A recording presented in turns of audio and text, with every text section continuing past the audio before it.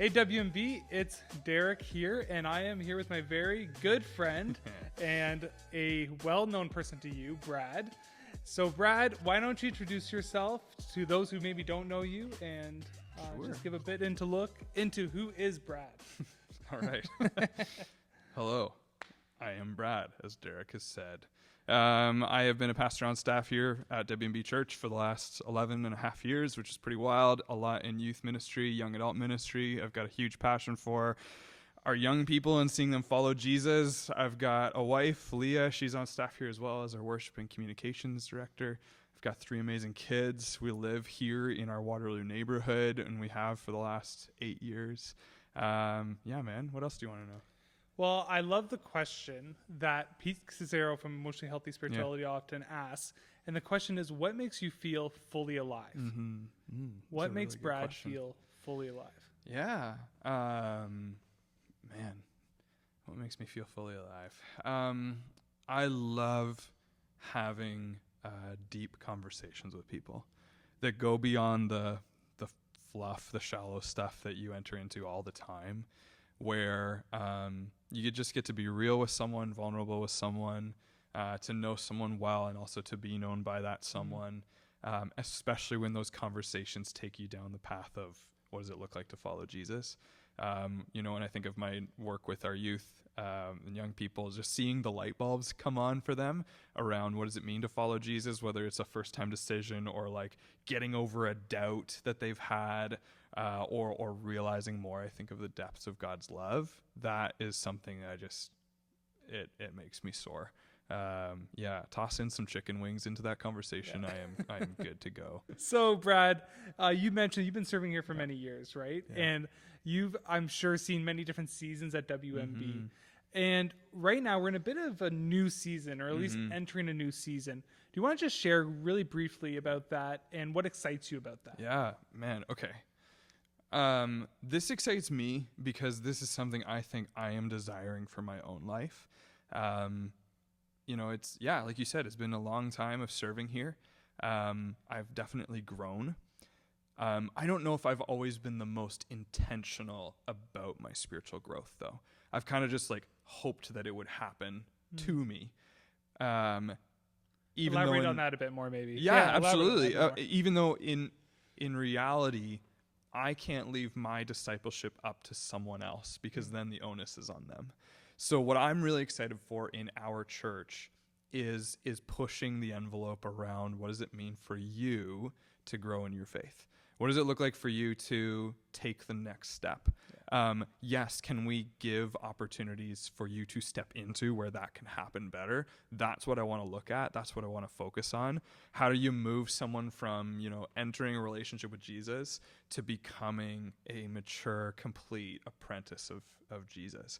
And obviously there's components to that where you're going to be doing that for your entire life. Yeah. There's no final place, here in this world where you've made it. There will always be room to grow.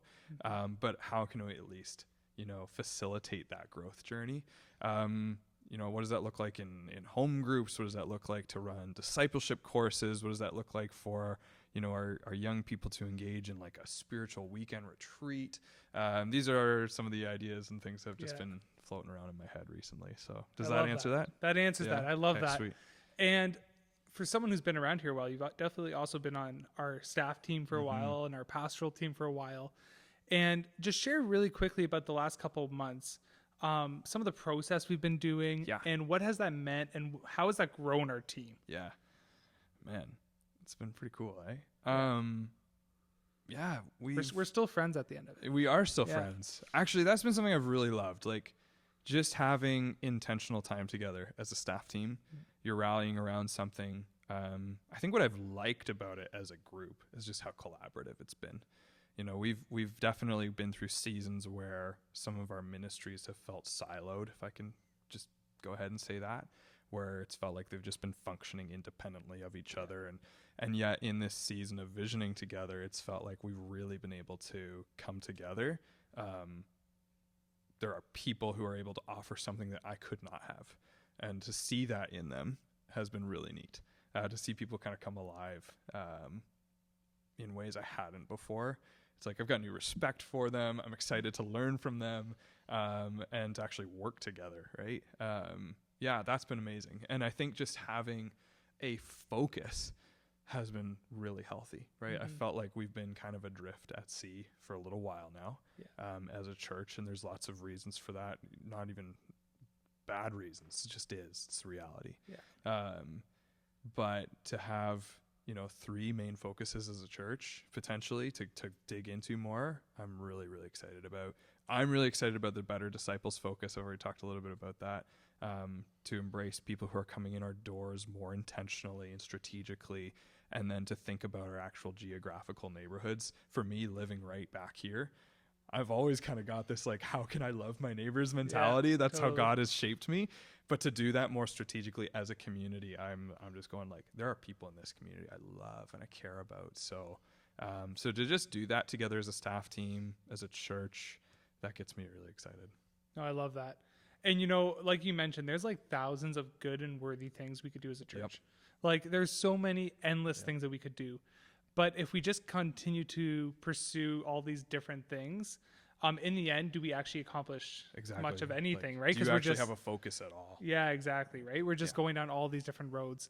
And many churches do that. And I think for us, as we enter this new season, we're saying, okay, let's take a step back. And what would it look like for us to be on the same team? Going towards the same things, and then what could that produce, right? And where could that lead us? So that's pretty cool. And you mentioned a few of them there, and one of them was even talking about just our local Waterloo neighborhood at the Waterloo site. Now we're going to hear from some others talking about the Kitchener site a bit, and they can share that perspective. Pumped. But for you at the Waterloo site, living in this neighborhood, like, what about this neighborhood excites you? What opportunities do you see in this neighborhood?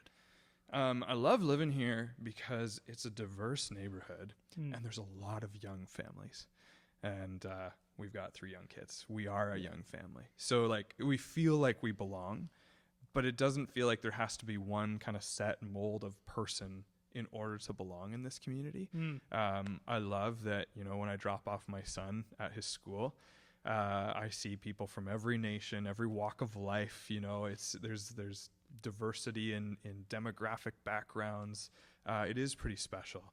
And I love the opportunity that brings to get to know people really well that are different from me. That's been pretty awesome. And I think that reflects who God has made us to be as humanity, not just as individuals, but as a community and as a church too, right? Like we've got a diverse church, and I would love to see that grow. But that's one thing I see in this community that really I've come to fall in love with. Keep going with that question. Yeah, and like, how do you think some of the things living here, you see the opportunity it has for us as a church to be involved in our community, to bless our community, but also partner with our community? And then as our main goal, to show this community the love of Jesus.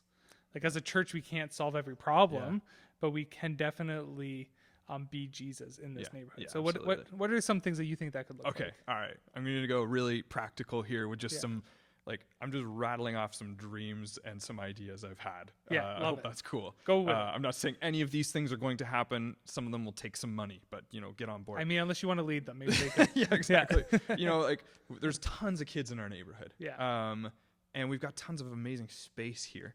What could it look like to put in a playground, like an outdoor lounge or patio area? I personally love sports ministries.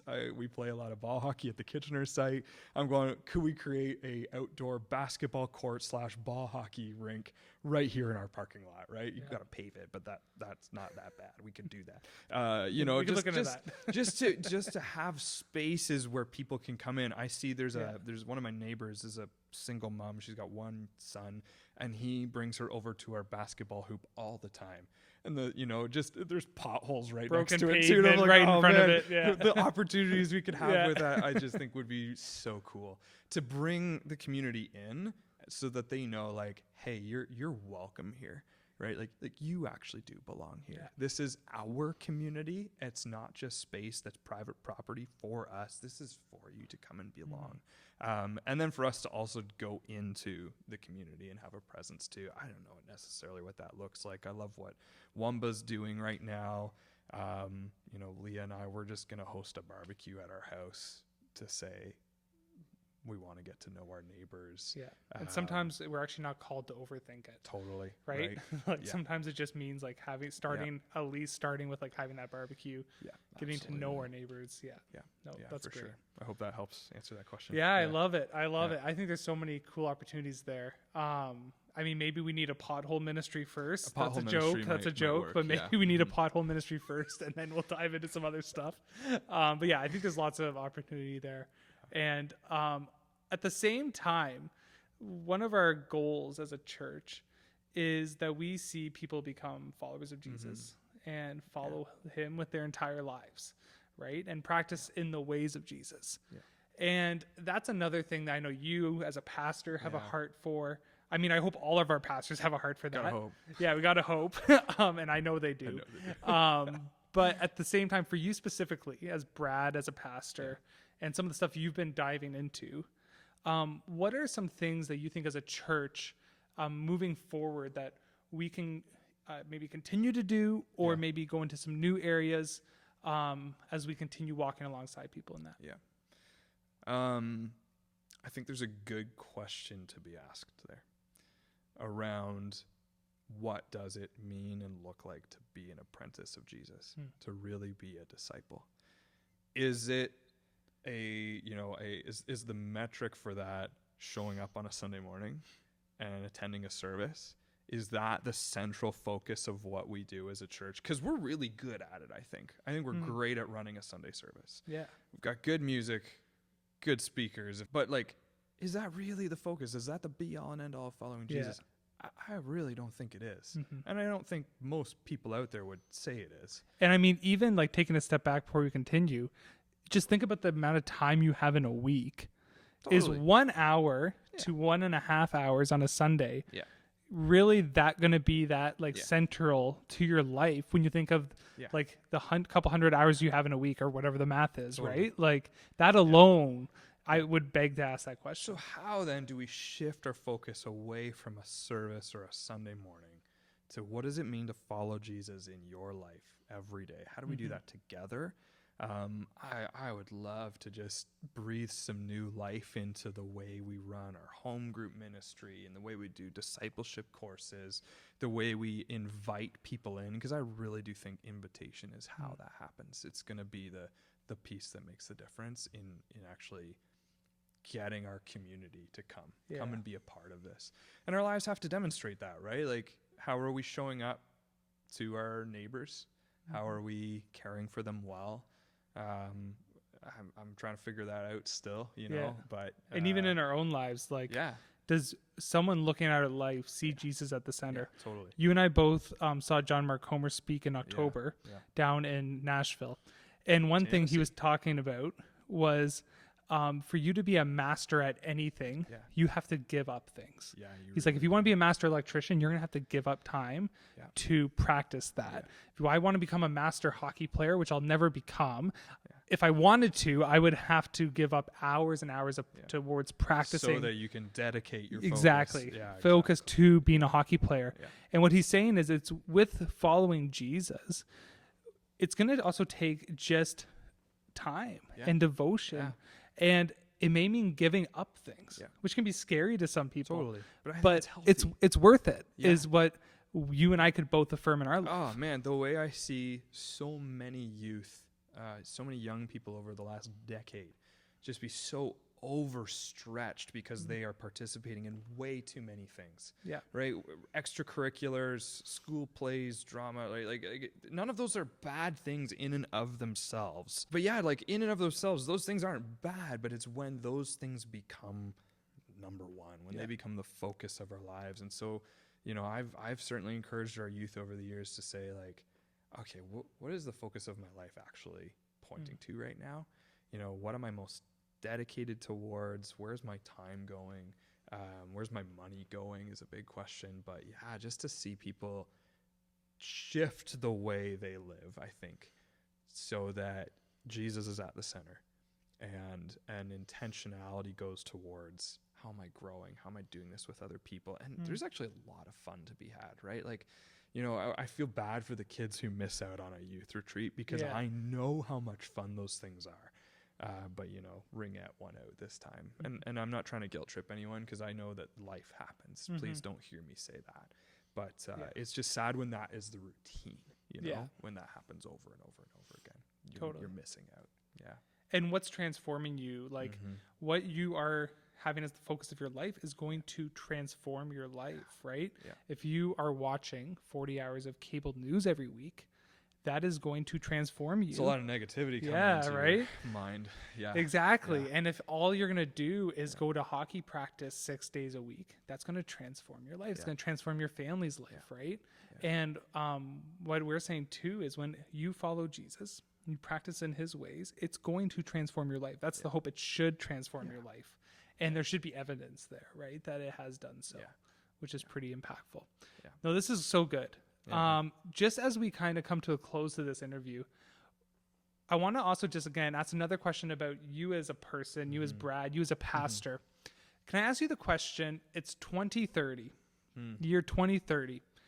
What are your hopes? And where do you think maybe God is leading us in this? What are your hopes for WMB as a church? Your dreams for WMB as a church? Well, in 2030, I will be 40. That's kind of scary, isn't it? That is kind of scary, but maybe some gray in the beard by then. It's already there. Yeah. I hope, I'm still in denial, so I just pluck them out. Yeah. I hope that in 2030, I am still rocking the goalie pads, and I am out back here playing hockey with a bunch of kids in this community. Yeah, exactly. And not having to visit the chiropractor the next day. Totally. Oh, my back. Yeah, totally. Yeah, man. I think just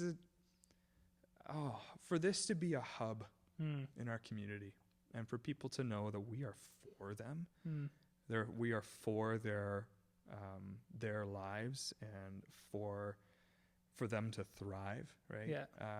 That Jesus is not just some mythical figure from 2,000 years ago, but that there's actually power in knowing him. Yeah. That they are not an accident, that they actually have purpose and value in their life.